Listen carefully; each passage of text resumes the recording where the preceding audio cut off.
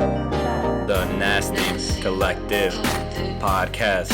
Yeah, I said the Nastycollective podcast. What we talking about? What is good with you, ladies and gents of the world? We out here with another Nastycollective podcast. We got the man of the hour, you know, a guy that's very notable out here for being an artist within Sous City and beyond. I'm gonna go ahead and let him introduce himself. This is the man, PsychedelicSideKick. What's good with you, man? How you doing? What's good, everybody? I'm good, man. I'm feeling good. I'm excited to be here. Thankful to be here. Thankful for the opportunity, first and foremost. But I'm PsychedelicSideKick, rapper born and raised from Sous City, Iowa. A little bit about myself. I guess I'm like a chill, melodic vibe type rapper. I'm looking for good energy. I'm trying to help people have a good time through my music, and help them through the good, bad, highs, lows, all of it type of thing.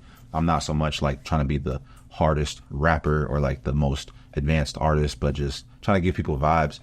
You know what I mean? I've a little bit about like my background. I love doing shows and touring. I've toured over 61 dates across the country. Shit. It's been a blessing to do that. It's been that was my dream. So like in a way, I started living my dream a little while ago. And you know what I mean, just keeping everything authentic and real to my best ability for sure. But a little bit about me, I guess. So that's definitely a great introduction. We appreciate that shit heavy. So I want to go ahead and get into the beginning of the PsychedelicSideKick as well, you know? So let's just start off really quick with letting me know how PsychedelicSideKick got his name. Yeah, it's actually a crazy story. So in like 2016-ish, I met up with this dude, Synopsis. If you know, you know. Shout out. But I linked up with him at a party of all things, you know, back when that was a thing, just going to parties, having fun, freestyling, you know what I mean? I remember he was playing a beat one time around this cypher circle, and I was just like, I gotta go jump in this. Nice. So long story short, we linked up after that, started producing, started making songs for about a year, and that's where we kind of started to slowly get into the local scene. And Dad, a rap group at the time that had gone mega viral, millions and millions of views. Shout out Dad. Shout out to Dad. They went mega viral, and I just was like, I need to meet them and find them. Like I got to connect somehow, and I have to. You know, I just knew coming from where I come from, I was like they know what to do, so let me just, you know, follow the leader, follow the success. So what I call those people right there, and sorry to interrupt you, you're good. Those are like the pioneers of what became before you. And like that's why I always try with all this and stuff like that. Even I see yourself as well, like you're at a point too where you're a pioneer and you're setting the footprints for the people that are coming after you as well, you know. The same way you just said, like you're already living your dream. You know how many people wish they could say that as well, you know? Like absolutely. That's definitely a footprint, and when you do see a plan like that, I think everything's better with a solid plan, you know? So that's really cool to see that. You don't have a plan, you're just dreaming. And dreaming is cool, but if you don't have a plan with a clear, definite aim and a date to follow that, then what are you doing? You know what I mean? Because it's really that simple. You know what I mean? A plan makes a dream into a goal. Yes, sir. Yeah, I like that. So then when you're on the come up, what's the scene kind of look like, you know, when you're like fresh, you know, into it? So at this time, it was, you know, like I said, Dad had just went mega viral. They were working with Taylor Brody. Shout out Honeywave. That's the GOAT. They went viral. He was also, Taylor was very integral, but he was a homie named Rev. Shout out to Rev. Shout out to Rev and the Gutter Collective. We'll get into that later, but shout out Revy. Those two at the time were two that were on my radar. But also like Mario Tapia was one. Fetty Fred at the time was still doing some things. I think this was a little bit before the 4-1 era, but he was still doing some things. But there's just a couple cats. There are a few more, and I'm sorry if I miss them, but really for me, it was kind of Dad and Rev, and that's really how things got started. I just popped up at one of their shows, and this was before I had anything out, before I had anything to show for myself. Really, I had some stuff I'd done prior, but it was very like just with my friends in the bedroom kind of thing, you know, recording in the closet kind of stuff. But I remember pulling up to a show, and I was like, yo, I'm at the time I was Jay the Kid. I was like, yo, I'm Jay the Kid. I'm a rapper. I'm like, I'm trying to get like y'all. You know what I mean? Like I didn't know what to say. I literally like kind of caught them in a doorway, like, and just kind of, you know, just verbally vomiting a little bit, but just trying to put myself out there, just trying to put myself out there. And I remember they were actually like, yeah, you know, we'll stay in touch. You have anything out? Yada yada. I was like, no, but it's coming soon. And you know, when you hear that, you're like, okay, let's see the work first. And I understand that perspective they probably had. So that's what I went out and did. Dropped some videos, dropped some music and stuff. And I think once they saw that I was willing to take the advice and like willing to like actually kind of do my own thing and not wait around for anybody to help me and like really try to execute, is when they started to help give me more advice. And it was always love. Like they always like blessed me with game, showed me game, and I just tried to execute on it as best as possible. And I think that they built the respect for me. You know, it was always respect from my side, because I was like, these guys don't even know me, and they're giving me all the game. So it's like I want to follow through on this and execute. So Dad and Rev really, at that state of the local scene, I would say they were doing some big things, and just, you know what I mean, a few others just holding it down. You know what I mean? Yeah, and I like that story too, because I believe that in this world, it's not the shit that happens to you that makes you who you are. It's how you take that shit and then work around it, or where, you know, come back from that shit. That makes you the man, and that makes you the woman that you are. You know, like I feel like the bounce back right there, how you were saying, like that's the key point of building your character and standing on, you know, your word. So I do like to see that shit a lot. And I think that's the reason how you were saying that they started gaining that respect for you. When you start seeing that somebody takes those words and doesn't take it as insult and takes it more as like an encouragement to get better, that's when you know, like, oh, he has fuel. He's ready to go. It might be a beater of a car, but he has the dedication and the ability to work, you know? So that's cool as fuck to see that shit. And so coming up, you know, you did a lot of shows. There's one like big show, obviously, in Sous City, you know, Saturday in the Park. How many times have you because I know you performed at Saturday in the Park a couple times. So how many times have you been to Saturday in the Park? As a performer or just in general? I guess even if you were like featuring with somebody as a performer. So I'm pretty sure I've performed at 4 of the last 5 Saturday in the Parks, either as the act booked itself or just an extension of the act that was booked. And it really was very intentional. It just was, it was just the people I was around. It was either myself getting the opportunity or them getting the opportunity, and they just asked me to be a part of it. And I'm always thankful. I'm always very grateful, because Saturday in the Park, the first time I played it, I shared the stage with Brady Raps. Shout out Brady Raps. The year before that, maybe 2 years before, maybe it was a year before that, was the first time I had ever really gone to the Ape stage. I saw Prof, shout out Young Rambo, he opened up that year, and it opened my mind to like wow, there's an opportunity here to like really showcase your art locally and showcase your rap for a big audience, you know? And that lit a fire in me. Actually, it's crazy you say that, because that itself lit a fire in me like no other. Wow. So I've been able to be a part of 4 of the last 5, and I don't take that light at all. I don't take it light at all. Like, I know that there are a lot of people that would love to have that opportunity to have that in their background from anywhere, you know, not just Sioux City, but literally artists from all over the country would be blessed to have that type of opportunity. So I try to stay in gratitude and be thankful for that, because it didn't have to be that way, you know.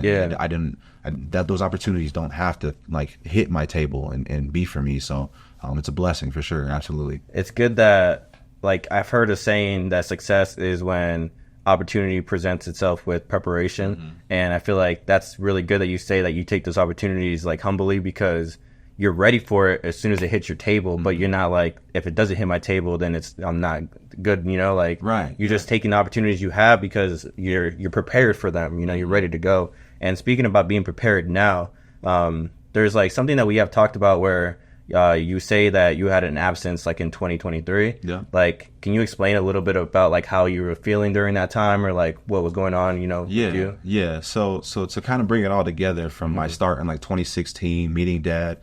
Funny enough, to answer your question from earlier, Dad, Jason, and Mark gave me the name for SidekickSideKick, because it was just an AKA at that point in time, and I was going by Jay the Kid, and we were talking about branding, and we thought branding Jay the Kid just wasn't the move. So they actually were like, well, you have this AKA SidekickSideKick, what about this? And I remember being very ego driven at that moment, like, nah, man, that's not me. I'm Jay the Kid, like whatever. But something I had watched or seen was just like, remember to just be humble and accept things as they come to you. And sometimes it'll make sense later. So I was like, you know what?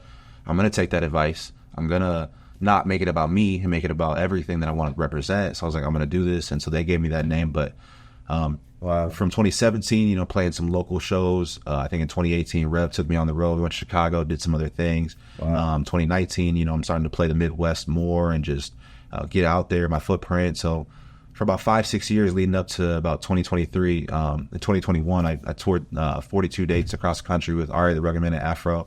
And I'm speeding through it, but no, yeah, and I, like, just to even pause you right there too, like, there's so much. Like, if we wanted to get into all the nitty gritty, I know we could be on this fucking podcast for a while. You know what I mean? Yeah, so definitely don't let me belittle what you've done already, because there's a lot that like people should want to hear. You know, people want to hear. People, you know, can end up hearing. Like, definitely like hearing all these stories from you right now. I feel like it'd be really well for you to like even go like on Facebook Live and explain some of these stories too. You know, because there is a lot of history there that you can unfold. A little bit, and a little bit. And so basically, I say all that to say this. Leading up to 2023, I had a tour, 16-date tour with Nice Enough Entertainment. Shout out Nice Enough. Shout out Jay Influential. Shout out James First Gen. Shout out all the artists that helped us on that. We had 16 dates across the Midwest, and it was great, man. It was like, it was crazy was I had did the national tour as an opening act, right, a couple years before. And then a year before that, I'm doing this in 2022 with the homies, and we're doing it just as, you know, we're headlining this thing, but we're not like national acts in our own right yet. You know what I mean? And so the fact that we were able to do that, you know, we did turn a profit, which is hard to do independently on the road. Like, it's just hard to do. So it was like a blessing to be in that position. Yeah. But I was very unhappy. You know, I was very unhappy, and like, if I'm not fulfilled, there's something going wrong. You know what I mean? Because this is my dream. This is what I've always loved to do. And don't get me wrong, each of those days I was on tour, like, I was happy in what I was doing. I was happy to be in a new place. I was happy to perform for people. Like, don't get me wrong, but internally there were just things I was dealing with, and it was basically because for the last 7 years of my life, I said, all I'm gonna do is go for the music, go for the music, go for the music. Nothing else matters to me. My bills will be late. My family will be neglected. My friends will be neglected. My physical health, my mental health, nothing mattered but writing the next song, finding a way to pay for the next song, finding a way to get to the next city, figuring everything out. It was just a don't take no for an answer attitude, which I think is healthy if it comes with balance. And I lacked so much balance. So 2023, it was hard. It was hard and very humbling, but I literally had to take a step back to regain my balance, or regain my footing, and build a new foundation for myself in life and not just music. Because, you know, I always say you have to take care of the artist to take care of the art. You know what I mean? And I wasn't focused on the artist at all. You know what I mean? I was just focused on, you know, I'm just trying to progress and I'm trying to grow. And the fact that I was already having these opportunities that you always dream of these things, but the fact they were coming through and like happening for me, like, it was just one of those feelings where like, I can't stop. I have to keep going. I have to keep finding a way to make these things happen because I know how fortunate I am. You know what I mean? But it got to a point where, just like, I burned myself out in every other area of my life. There were days, bro, where I wasn't eating because I sent my last $100 to so-and-so to get a mix done, or to pay for this beat lease, or to pay for a video, or to, you know, pay for some merch, or just whatever the case might have been. So, 2023 was about me regaining my balance and regaining, you know, my faith and just a lot of things. It was just a moment to say, if it all ended today with my music, would I be happy? And I said, yes, you know, and it's like, so what I need to do moving forward is I need to make sure like I'm focused on the man that I'm going to become and be in general. And then everything else will take care of itself. So last year I really just worked. I got a good paying job, and I just grinded it out. And then I just did a lot of self-reflection, and I just really had to focus on myself, build a foundation for my life, you know, get some of my financial things taken care of, get some of my, you know, just professional things taken care of. And so I did a lot of that in 2023. And I also just allowed myself to live, you know what I mean? Live, because there are a lot of things I just, like I said, was neglecting, you know what I mean? I allowed myself to reconnect with certain people. I allowed myself to let go of certain people. build on some new hobbies. You know what I mean? I wanted to attack my physical health a little bit more, which in turn helped with my mental health, which in turn helped with my spiritual health. So it was a recalibration year. I felt like for me, if that was the end, I just knew I needed to be be okay with myself. You know what I mean? Yeah. And like really, because I was living my dream, but it's just like I was neglecting so many other areas. But it was about, if I'm going to take the distance, I have to put a pause in this for per se, from the live music and things like that, to work on myself. And I knew one of two things. I would either come out of this, I knew no matter what, I'd come out of this a better person coming into not necessarily the new year, but it was just, I just knew with time and discipline, I'd come out of this a better person in general. But if I still wanted to go after what I wanted to go after, I knew I'd be in the best position I've ever been in to do that. So that's what 2023 really was for me, was just a recalibration and just like truly, like I said, I keep saying it, but building a foundation. If you're going to build a house, the most important thing you need to do is make sure that foundation is solid, because anything you put above that will have support. So that's really sturdy as fuck. Yeah, sturdy. You got to get sturdy. Yeah, and I like how you say, like, in order to protect the music and the art, you got to protect the artist. Yes. And it's so true. I mean, if you look at anything in history, let's talk about like Van Gogh's ear in the box type of shit, where you like cut that shit off. We talk about my boy Basquiat, like, died over overdose. He made it to the fucking top and then overdose. It's like, bro, like, even down to like the Green Ranger, bro, like Jason David Frank, bro, like RIP, all these names, bro. But they have made success, but you see them at the way top, and for some reason crumbles. It's you know what I mean? Yeah. It's like you really do have to focus on who am I, and when the lights all go out, when everything gets quiet and I'm in my own head, can I handle that? Right. Yeah. And at that point, when you do get into that point, that shit will humble the fuck out of you for sure. It will. It really will. Man. So, look at yourself in the mirror, and finding your truth. Fulfillment is big. You know what I mean? And for most of those years, I was very, very, very fulfilled, because I knew like before I really got started and was like, I'm going for this, all I wanted was to go for it.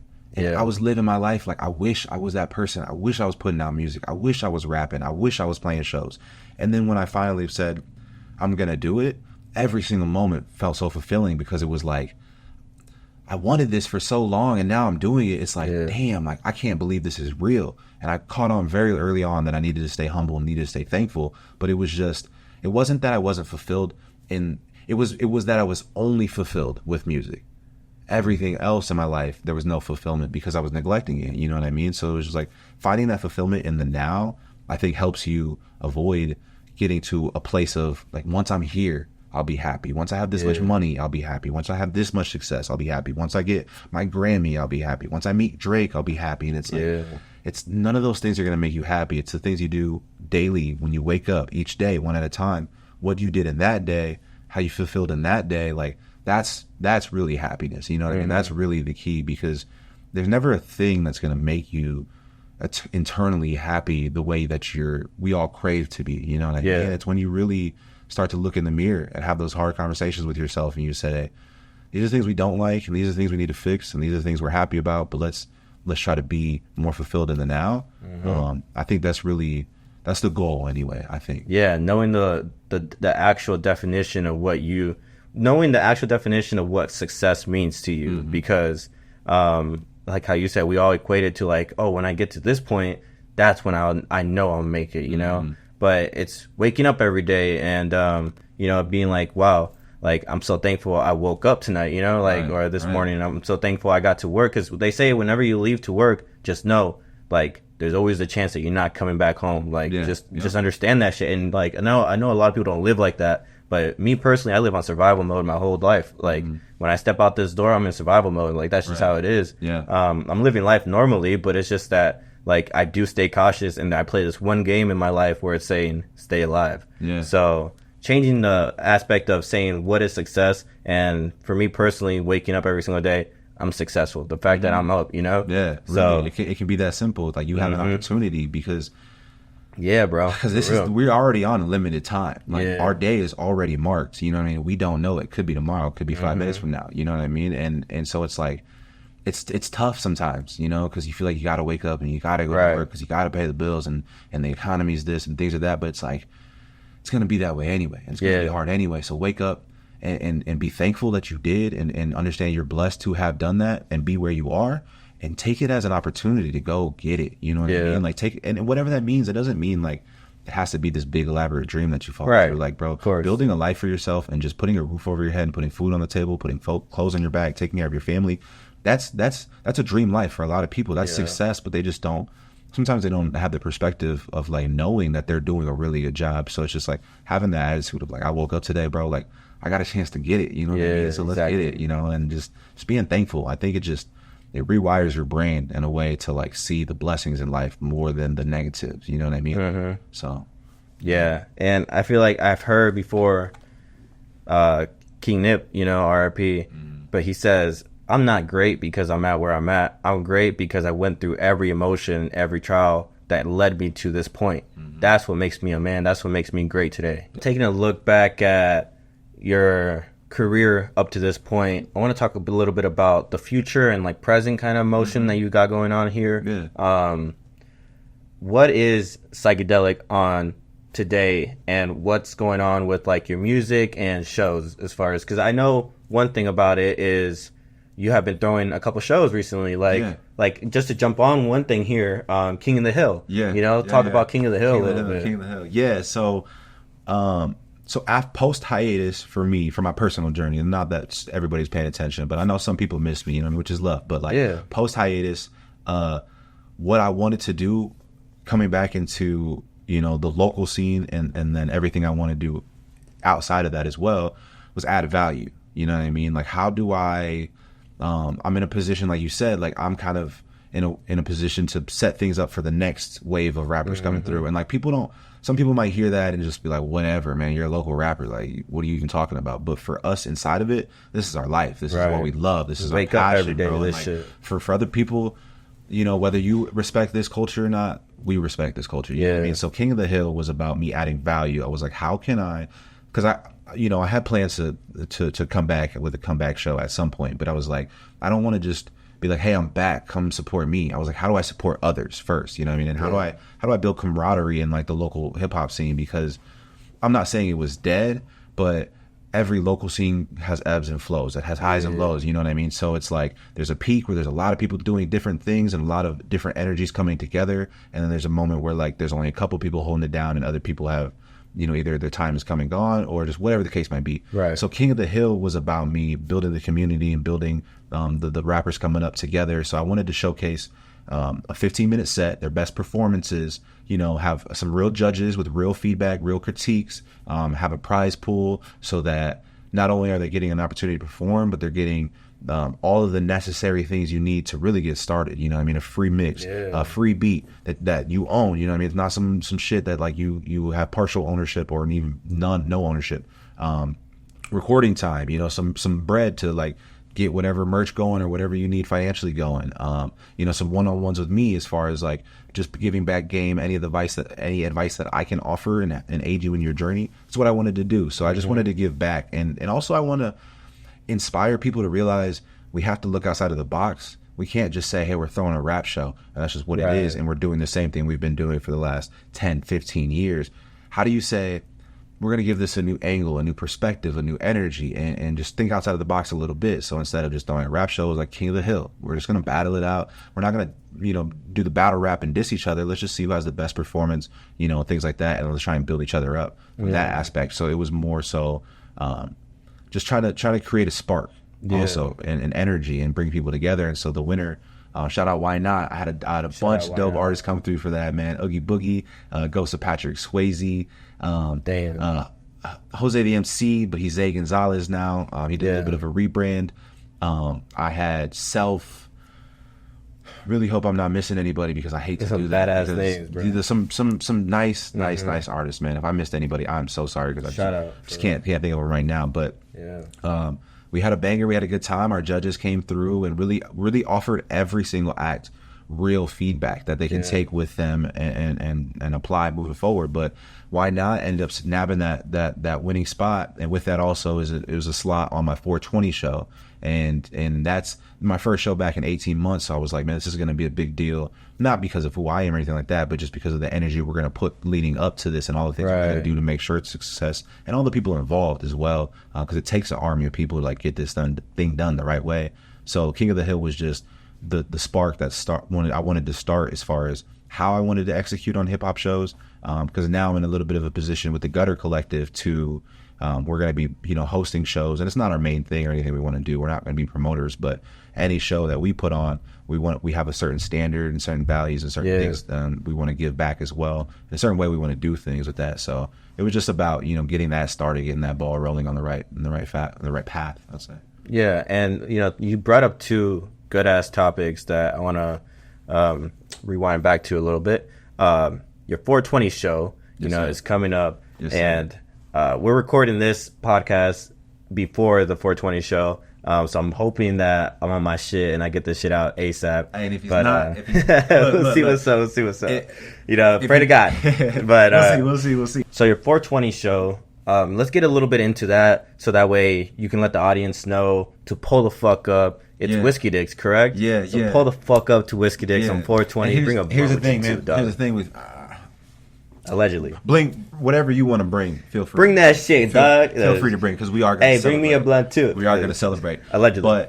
But so we're at Whiskey Dicks, and a lot of people hear Whiskey Dicks, and some people Whiskey Dicks, man. But here's the thing.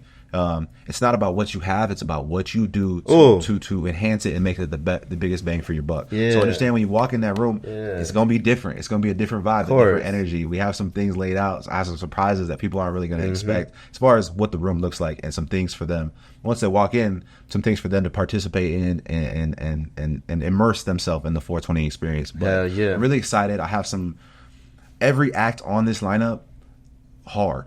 I mean, and people that have toured the country, people that have played regionally, people that are holding things down. You know what I mean? So I'll go down. Talk about it a little bit. Yeah, I'll go down the list. But we got Gifo. And let me tell you something. Motherfucking name, Gifo. Damn. Listen, bro. In the last couple of years, he's done a very, very phenomenal job getting his brand out there and growing as an artist and growing as a person. But let me just what that man is about to do in 2024 and beyond, you're gonna wish you had an opportunity to see Gifo. And speaking of somebody you wish had an opportunity to see, Jay Influential, bro. This cat I toured the country with. His work speaks for itself. He's coming out of Omaha, Nebraska, bro. This dude headline shows all over. He's a monster, man. He's a monster. Like, if you don't know, get familiar. This dude is the real deal. Has a real following, real fan base, a real cult following, and people have his back. And he's a monster on the mic, but his live performance is something unlike a lot of people are able to convey. You know what I mean? So he's very exciting to watch. Shout out Jay Influential, and shout out the big old Omaha, bro, because y'all people over there are fucking dope as shit, dog, for real. The Omaha scene, I've seen some scenes across the country, and the Omaha scene, the way that they have each other's back and the way they push each other, it's rare. It's very rare. And if anybody from Omaha is watching this, keep going. Keep doing that. Keep supporting. And I know some people from Omaha are gonna watch this, because my biggest fan base is based out of Omaha. Nice. You know what I mean? So it's they show love. They really do, and it's important. But shout out to Omaha, man, for real, and everybody making things happen down there. We got Why Not coming out of Lincoln. He's from Sous City. He's from Sous City, but he's down in Lincoln holding it down right now with the Lost World Creators. And I'm just gonna say this. Oh man, I would just bet big money that in 12 months. I know what you mean, dog. I promise. I know what you mean. If people don't realize what's happening right now with that man right there, a year from now, we got to slow down, because I don't want to hype up Why Not too much and give him an ego and shit. Just kidding. I know what you mean. But dude, I fuck with Why Not too. Shout out Why Not for real. And the same way you're saying it right now, I believe in that vision, bro. I see it. He's doing all the right things, man. And like I said, you're gonna wish you got to this show, because these people are not gonna be available for $10 much longer. And then we have Johnny Mars, Sous City legend. Shout out, he's down in Des Moines right now, holding it down, doing his thing. He's linked up with some dudes down there, doing big things, bro. Real things. People talk about a lot about local rap, but there's a couple cats involved that it ain't just local. You know what I mean? These people have footprints, and things they're associated with are real deal forces. And it's just, I think in a couple of years, people are really going to see what has been happening here in the last few years in this region, and like really appreciate it. It's the culture, bro. You know, it's really all building into one big old pot, and it's called the culture type shit, you know? And like how you said, shit, people are going to be seeing this shit, dog, and we're living in the history right now when they're going to see that shit a little later and be like, damn. How did I miss that? Fossils. He's like, for real, people are going to be like, how did I miss what was happening right in front of us? For real. But you just don't see what you're not tapped into. That's what we're trying to help you do. But that's why you're spreading it out like that and shit. Yeah. And so then we have Oogie Boogie as well. Ooh, he's a cat from Sous City. He was on the King of the Hill show. He wasn't the winner, but I was like, man, he just had something about him that I was like, you know what, I want to help him, you know, keep things going. He gave a very good performance. A lot of people did. I'm not saying a lot of people didn't, but he gave a very good performance. So I was like, yeah, man, I need to have him tap in. And then I got the homie DJ You Wish coming down from Minnesota to help us push sound. And he's actually going to be bringing a friend, Intelligent Design. He wasn't on the flyer. That happened after that was made, but they're going to come down from Minnesota. So this is a regional thing. Wow. You know what I mean? It really is. There's only 3 of us that are currently, well, 2 of us technically that are residing, because I'll be performing myself on that lineup. So only 2 of us are actually in and from Sioux City. All of the rest of these acts, you know, maybe they were born in Sioux City or from here, but they're all regional acts, regional entities, because like it really is a lot of people that I want to help, you know, highlight. But there's a lot of real talent based from Sioux City that, you know, you really had to put on. So 420 is going to be, not only is it going to be a nice ass show, yo. Because each act, bro, it's not one of those situations where you're going to pull up in the room and not know who an act is and feel like, maybe this person's just not quite hitting these marks yet. You know what I mean? That happens at local shows where you're just like, that wasn't the greatest act. You know, they have a lot to work on. You know, from a good place. You know what I mean? But this is going to be banger after banger after banger after banger after banger after banger. Like each act is going to come through and really do their thing. And what we're going to do for the room and how we're going to transform the space in and of itself. I really feel like people are going to talk about like 420. As far as like, that's like, they're going to know what they're talking about. Like, bro, where were you 420? You know what I mean? Oh, I was at Alive from the Underground. You know what I mean? Yeah. That's really what it is. We're fucking alive from the underground, and people don't know what we have going on. And I think it's going to be an opportunity to bring all these forces together and encapsulate some energy. And if you're there, and if you're a fan of hip hop at any level, bro, you're going to have a really good time. And so I'm excited because it really is, there's been a lot of momentum rolled up into this, and I'm just excited because I know it's gonna be a banger, bro. You know what I mean? Yeah. People don't know what they don't know, but that's why we're here. That's why we're going to be out doing promotion. That's why we've been out doing promotion. I was out last night. I don't ever go out really anymore, but I went out last night.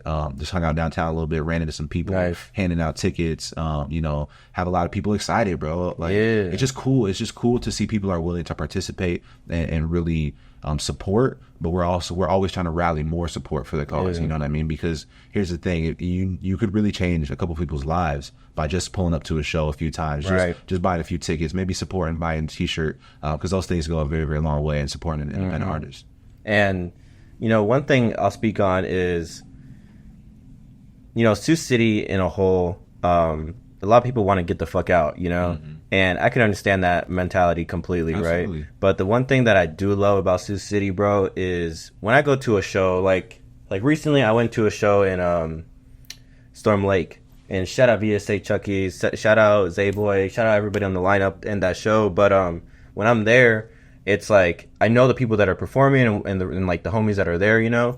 But when I'm in Sioux City, it seems like when I go out, I'm dabbing at least like 10 people up, saying what's the fuck, you know, what's good. I turn around, bro, there's someone there. I turn around this way, you know what I mean? There's that camaraderie and like just the community of seeing that shit and being out in these shows and people recognize you and shit like that. It feels good, bro, and it feels nice to know like that everybody there you fuck with a little bit and that they're having a good time themselves, you know. It's just a nice community shit. There's never any negativity, bro. There's never any bullshit. Like it's always a good time, it's good energy, it's good people. Exactly. And like music in and of itself is something that brings people together, you know. It's been a part of the human all of existence, you know what I mean? We've always been creating music. It's always been a way for us to communicate. So it's just like there's an experience to be had. People don't realize that because they've been to local hip hop shows before, just local shows in general, and maybe things weren't executed on the best way, or people just doing the best they can, and that just happens. But like,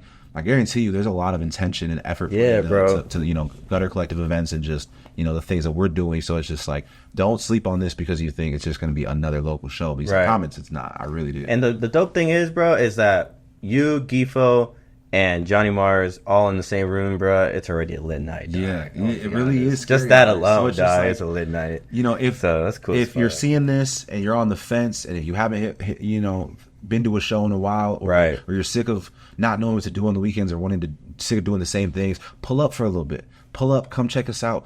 You don't like it, leave. You know what I mean? But like, I guarantee you, you're gonna fuck with the energy. I guarantee you, you're gonna fuck with the dudes rapping on stage. Like, I guarantee you, you're gonna fuck with what we did to the room to enhance this place, because you know what I mean? It's been very, very intentional. So if you're seeing this, man, pull up, pull out, have some fun with us. Come hang out. You know what I mean? Hit me up, hit any of the artists up. We'll get you a ticket. You know what I mean? I want you to save a little bit of money on that and have some fun, because I guarantee you, it's going up on 420. And when you see all of the edits coming out after this about like how the room was and how people were having fun and like all the interviews we're gonna do, like once you see that, you're gonna like, come share in the memory with this, because that's what's going to be. We're going to create memories. Like, that's really what we want to do. We're going to create an experience less than like me hitting every, you know, bar I'm playing on stage, or you really remembering my song.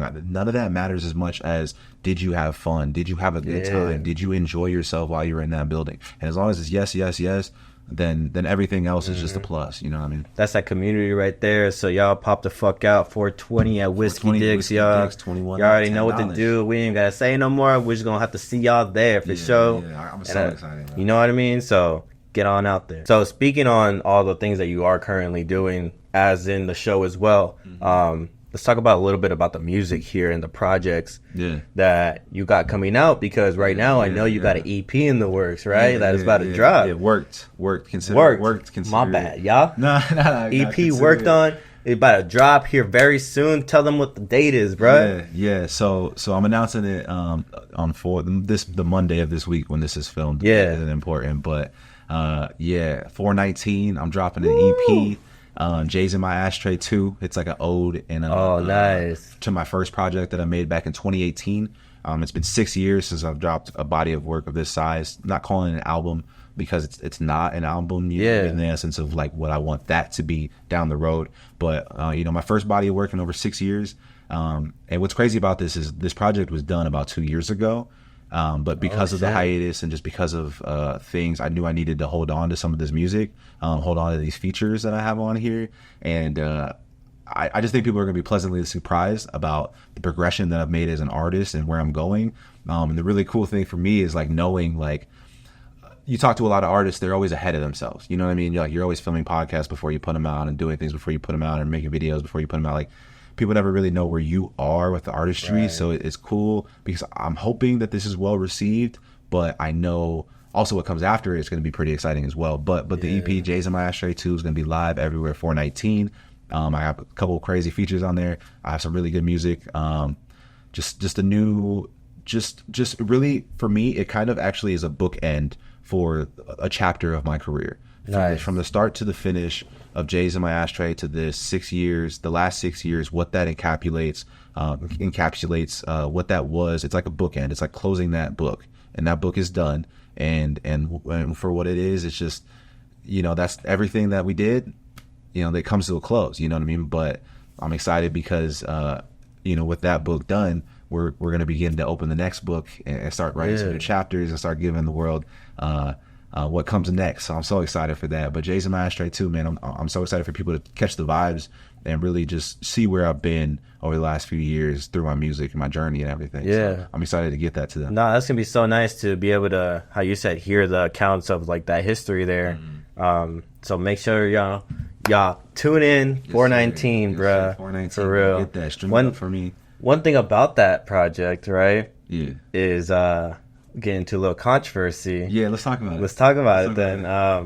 One thing I heard is that diss track you dropped. Can you tell me a little bit about that? And before you get into that, look, let me put a disclosure, all right? Yeah, let's do that.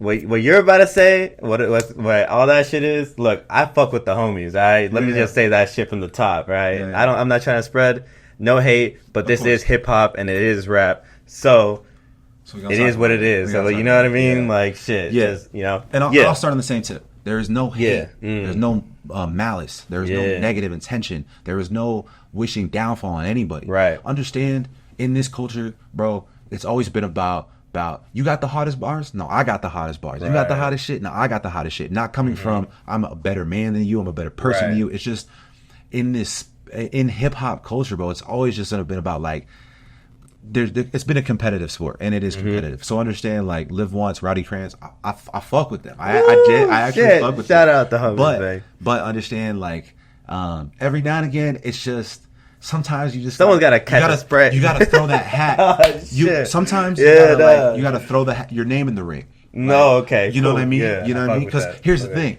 I never would have mentioned the boys if they weren't throwing their name in the ring, like holding it down, doing things professionally, doing things the right way. Right. Understand that, like, understand it comes from more respect than anything. Yeah. People from the outside are gonna be like, "Oh, PSK was hating, they're coming up. Like, why is he not, bruh?" I every step of the way, anytime I could, I would always show love, and like anything I could do, I would do. I'm not saying I've done a lot, but I'm just saying I really have. So it doesn't come from hate. I want to start with that. And yes, you also aren't punching down. That's how you're basically saying it right there. It's like you're not punching down, bro. You're going right at it. You know what I mean? Right, because if Joe Schmo in the alley down the street who's recording right now, you know, drop it on. Yeah. You know, I'm not trying to make fun of anybody, but I'm just saying if that, I would never diss that dude, because no disrespect, he might be hard, but like we don't see you. Not to be disrespectful, but we just don't see you. So if we see you, sometimes you just gotta throw your name in there. Right. But understand.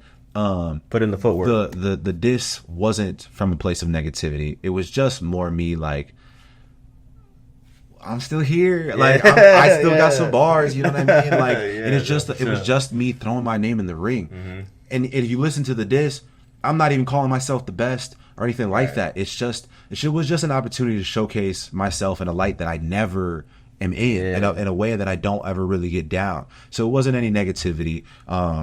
You know, some of those things, those bars weren't even about them. They were just general bars that sounded good. You know what I mean? And they know what's up. Like, and I know, and I expect the fire back. Yeah. I expect the fire back, but understand it's all calculated madness. You know what I mean? All of it, every step of the way. And all I'll say on that is shout out them boys. And in time, people are gonna. 6 months from now, people are gonna understand. That's what that was. Oh, like there's gonna be an aha moment for everybody. Yeah. And what's beautiful about it is, like I said, it's happening right under everybody's noses right now. They don't understand what's happening like in the Midwest with the underground hip hop scene. It's all happening under their nose, and we're just making sure that we play a part in that, and we're making sure that let's just put it like this: that Sous City has something to say. You know, when it's time for the eyes to really be, you know, on these markets across the Midwest, we're making sure that Sous City is going to be in a position to have everybody locked, loaded as far as the fans and the support. Yeah. But yeah, as far as that disc goes, man, it was just it was something fun to do. But it's also creating sometimes you just got to create a little hoorah, a little bit of drama, even if it wasn't like any depth. I'll call it fake. You know what I mean? It is what it is. Whatever. Like that's just what it is. To create the conversation and get things going. You know what I mean? So it is a part of the culture. You know, like at the end of the day, it is rap and hip hop, like I said. So it's nothing like can't be too soft, man. Can't be too soft out here. Can't be caught lacking being soft out here, man. It is what it is. It's also just like hit them back with another diss track. You know what it is, bro. I'm living for this shit. I ain't gonna lie, bro. Like as a commentator, as a sideline kind of guy. It's fun. I fuck with it, Is it dog. Not fun? I do a little fuck bit. With it. Hell to yeah. Degree, nah, I like it, bro. I like it. It's like if y'all ain't talking, because you know there's a difference between dissing somebody and dissing somebody for show. Because like there's a section to a degree of ugly ass motherfucker saying he's gonna pull up on you, and there's this another section where they're saying it on a song and they're saying it like as a diss track type of shit. Yeah. So it's kind of how you said like. You're just building that community, like you really are. Like you're building that culture. So I mean, I'm all for it, bro. To be real with you, it sounds like all fun and games. So I fuck with it. Yeah, it ain't ain't nobody on no crazy type of time, bro. We really. So I like it. Bro. We really it's in the realest way possible. It's a sign of respect. Yeah. It really is, bro. It really, truly is. So that's what that was, and I'm excited. We'll see what's up. I'm excited to see what they got, because I know it's coming. I know it's coming, and it's just like I said, it's all calculated madness, man. It's all calculated madness, and sometimes you just gotta give people a little bit to play with, and it's all fun and games. Yeah, man. It really is. Shout out everybody out here, bro. Everybody. But so speaking on everybody, speaking on all this culture and all this community going on, there's a nice whole word that I like to say for my own brand as well. It's almost like a collective, dog. Yes. And when we talk about collective, when we talk about psychedelic right now, we're talking about the Gutter Collective. Yes, sir. Tell me a little bit about, Rev ain't here, shout out Rev. Shout out Rev. But tell me a little bit about the Gutter Collective and what's going on with all this, and, fill us in a little bit. Yeah, so TGC, the Gutter Collective. If you don't know, I promise you'll probably be pretty familiar in the next 12 to 18 months. But it is a new independent label based out of Sous City, Iowa. And I don't say that as like, me and the homie started a label. No, like pen to paper, the government sees us as a label. Mm-hmm. So we are building a business. We're building a label.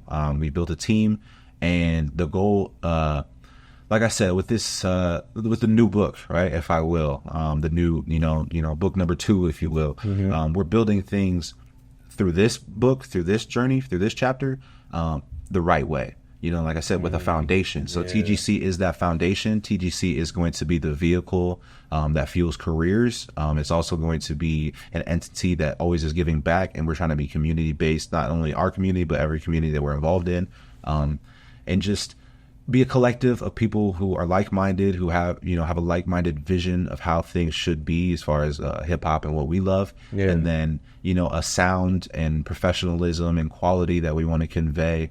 But the collective as of right now is made up of Gifo, made up of Reverends. Oh, and shit. Then we have an in-house producer, Kraz, the homie. Nice, shout out. People will get familiar with him if they don't know. And then myself. The 4 of us make up the team right now.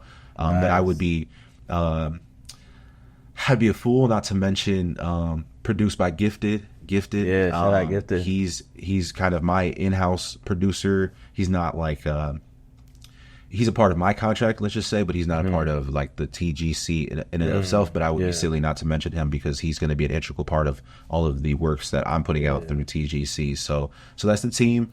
We built a team, and we're just ready to put in some work, and put out some good music and be good people, genuinely trying to give back and just do things the right way, do things a professional way. And we're just going to build this thing. And for a lot of people, it's just going to be like, oh, this is some local, label, yada, yada. But I promise you, we have very, very, very big dreams, very, very, very big goals. We have very, very big plans. So we're just ready to get to work. Nice. Most importantly, we don't want to do a lot of talking. We just want to work and let TGC speak for itself. Yeah, I'm hella excited, bro. And the logo looks fire as fuck too. Yeah, the whole like design and shit. I just fuck with it all. But yeah, and how you saying you'd be a fool to not mention Gifted. To be honest, I'd be a fool right now to not mention AM Mixes. Just because earlier we were talking about the King of the Hill, and he was also involved. Yeah, he was doing like the live stream for Why Not song. Yep. So just want to give a shout out to the homie over there too. Shout out to AM. One thing I did have to ask you, and shout out the Gutter Collective before I start here, because you guys really are on some shit that I'm seeing so far, and it's just like it's building a little wave. I see the wave so far, you know what I mean? So I like it, and I just like seeing it too, bro. Like especially on Facebook and shit. But yeah, building off of that, there, I had a question from Zayboy that he was asking on Instagram, because I took a little poll there. Okay. He was asking, and this might be a great question for a lot of artists, what is the best way for an artist to distribute their music out here, especially being like a upcoming artist, and how you're saying like you're building the foundation with the Gutter Collective. Yep. So let's say like a young artist coming on the up and coming, what's the best way for them to get their music out there? What's the best way for like that to be a possibility for them? Yeah, I would say one, you can get distribution as far as like getting on Spotify, Apple Music, all of those things. There's different things like TuneCore, I think CD Baby, DistroKid is what I use personally myself. There are different ways to get your music on the platforms that people are using. So that's the first thing you want to do, is make sure your music's ready, mixed, mastered, sounds good. You have either a beat lease or own the beat, and you're ready to distribute, like actually distribute. But then I think it just comes down to two things. And some people don't like the local thing, so I guess not for everybody, but two things. And I would say go get involved, like pop up, like literally. If you're wanting to be an aspiring rapper, there are rappers you are seeing somewhere. Like every rapper's like that. They have people they're looking up to, or they see, I wish I could do things like them. So just go get involved, introduce yourself, say this is who I am, and just go mix and mingle. And just, you have to be out there. You have to get in the mix and meet people in real life, and just slowly build relationships. And then I would say study marketing. And then study the temperature and the trends of what's happening right now, and just be adaptable. Like whatever people are doing to market their music, do that to the best of your ability for whatever resources you have. I would say with that, understand your greatest resource is your resourcefulness. If you can't get a big professional video done, get the best you can get done. If you can't make a bunch of grade A edited content, get your phone out and just do what you can. Just document what you can. But for somebody that wants to start today, let's just pretend you're starting today. Right. One, get the music out. Put some fucking music out so that somebody, you can be like, yeah, this is me. On the Spotify's, on the Apples, on the YouTube Musics, the places they're already going. Start there. Get it out. Don't talk about what's coming. Get something out. Give them something tangible. Go get in the mix. You have to start building a network, even if it's locally at first, whatever it is, and then promote like via social media through marketing that you can come up with yourself. You know what I mean? That's where I would start. Go ahead and let people know where they can reach you and where they can see Psychedelic Sidekick at. Yeah. So real quick, it's Psychedelic Sidekick on all platforms, musically, Facebook, TikTok, Instagram as well. Psychedelic Sidekick. I know that's kind of a tough one, but it's PSYCHEDELIC. I said that's PSYCHEDELIC. Sidekick, but that don't mean I'm not a sidekick. You know what I'm saying? But yeah, tap in with me. I would love you to follow along on this journey with me. I'm always looking for one person at a time to add to this big love army that we got brewing. And, come be a part of this. Come be a part of the first 1,000 fans campaign that we got going on. And, it's always big love. So, yeah, that's where they can find me. Do you have any kind of advice or anything really that you want to let the audience know, whether they be an artist or just another fellow comrade out here living their life? What kind of advice could you give them to close us off here from Psychedelic himself? Yeah. I never, first of all, I never look at myself as like a role model or anything like that. Okay. Not because like I don't feel like I have maybe a platform and a privilege to have that platform, but just like, I'm not anybody to like follow. Sometimes that's how I feel. But if I had any advice to give people, what I would say is just be true to you through and through every day that you can. And to add to that, try your best to just live every day one at a time. You know what I mean? And understand that everything is happening for you right now in this day and in this moment. And that's all we have. And it's like, don't worry too much about the past and plan for the future, of course, but like live today, live now, and just try to win the day. As cliche as that sounds, as corny as that sounds, whatever, just try to win the day one day at a time. And just remember, we're blessed to be here, and just be you through those days. And I think you'll end up in a pretty good spot, wherever that is. It's different for each person, you know what I mean? But that would be my only advice as far as if I had to give it to anybody. And then the artists out there, remember that no matter what validation you get from outside sources, the only validation that matters is yourself. Continue to work on your art, continue to push envelopes, continue to just push, continue to remember why you did this in the first place. It's because you love doing what you're doing. So keep the love first with your art, and just put it out. You know what I mean? Just put it out. Trust me, just put it out, and be okay with it, and understand, what it is what it is for you. And then when you give it to the world, let them have it. You know what I mean? Like, fuck what they say, ultimately, good or bad. Like, just be okay with it and give it out and just keep going. You know what I mean? For any of the artists out there, just keep going. Yeah. And with that being said, all love to everybody out there, doing your thing. thank y'all for tuning in with us and watching this podcast. Thank you to Psychedelic for coming through. Stay out the way. Enjoy y'all's day. It's been the Nastycollective podcast, bro. And we out this mug. Doses.